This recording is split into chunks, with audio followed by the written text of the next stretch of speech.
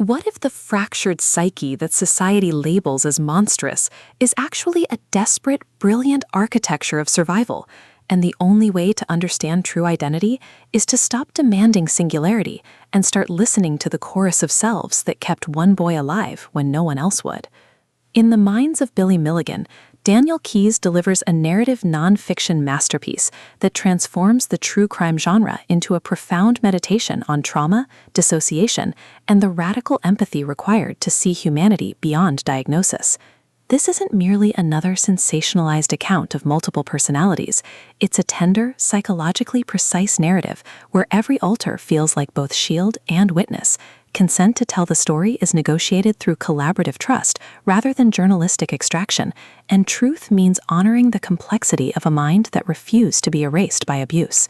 From the first hushed, multi-voice narration, listeners are immersed in a world where fragmentation is not pathology but protection, and where healing begins not with integration but with recognition. Perfect for fans of ethical true crime and stories where mental health is portrayed with dignity rather than spectacle, this audiobook serves up relentless emotional authenticity, atmospheric intimacy, and a subject whose journey from institutionalized monster to sovereign self resonates with anyone who's ever been told their pain makes them less than human. When journalist Daniel Keyes gains unprecedented access to Billy Milligan, the first person in U.S. history acquitted of major crimes by reason of insanity due to dissociative identity disorder, he expects clinical case study, not to discover 24 distinct personalities, each carrying specific memories, skills, and wounds that together form a complete testimony of childhood sexual abuse so severe it shattered a single consciousness into many. But as Keyes navigates hospital wards and therapeutic sessions, he realizes this book isn't about explaining DID. It's about bearing witness to how the mind protects itself when the body cannot escape. Keyes masterfully avoids reducing Billy to curiosity or his alters to caricatures. Instead, he crafts a narrative where every personality is granted full personhood, where consent is renegotiated through patient, respectful dialogue with every self, and where liberation requires honoring the function of fragmentation without romanticizing its cost. The audiobook narration amplifies this emotional precision, capturing Keyes' compassionate restraint, while distinct voices for each alter convey unique cadences, vocabularies, and emotional registers, making every transition feel like both revelation and act of trust. You don't just hear the story unfold, you feel the seismic shift of a culture learning that some truths can only be spoken when we stop demanding coherence and start honoring survival.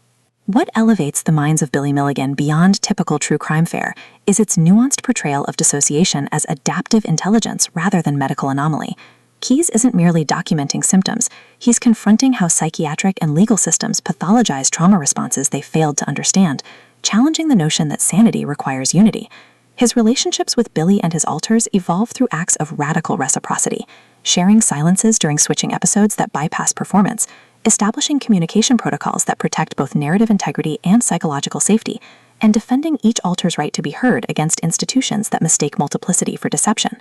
Supporting figures add vital texture, therapists whose dedication masks institutional bias, family members whose denial reflects intergenerational trauma, even the asylum itself, rendered as liminal archive whose walls absorb decades of unprocessed suffering.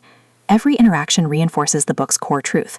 In systems built on conformity, difference is diagnostics, and presence is the only true validation. Even the narrative mechanics serve thematic depth, with shifting perspectives mirroring internal reality, and chronological reconstruction becoming metaphor for reclaimed agency. For audiobook listeners, this production is an immersive exercise in empathetic attunement. The narrator embodies Keyes' evolving perspective with remarkable range, from journalistic observation to trembling reference during vulnerable moments, while each alter is distinguished through vocal textures that honor their individuality without theatricality. Sound design enhances atmosphere without overwhelming intimacy. Distant hospital echoes marking temporal disorientation, rain against ward windows during confessions, the hushed pause between voices syncing with breath during transitions, all anchor psychological stakes in sensory reality. Pacing mirrors the rhythm of therapeutic trust, deliberate during reflection and relationship building, then surging with urgency as external pressures collide with internal breakthroughs. Whether you're commuting through daily routines or sitting in twilight solitude, the audiobook creates a portable sanctuary where slowness feels sacred and listening feels lifeline.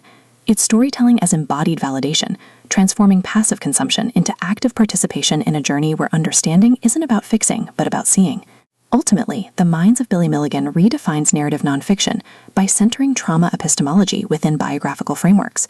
It satisfies cravings for factual rigor and emotional payoff, while delivering substantive commentary on systemic failure, neurodivergent dignity, and the radical act of trusting survivors' truths when institutions demand simplification. No prior knowledge of the case is needed. It stands confidently as a complete emotional odyssey. If you've ever wondered whether wholeness can coexist with multiplicity, or if true strength requires honoring what others fear, this audiobook will affirm that sometimes the most powerful act is simply believing someone when they say, "I am more than one." Press play, open your mind, and prepare to believe that even in landscapes shaped by fracture, humanity still finds ways to endure. Your next essential read isn't waiting in tidy diagnoses. It's waiting in the brave, trembling choice to listen without judgment.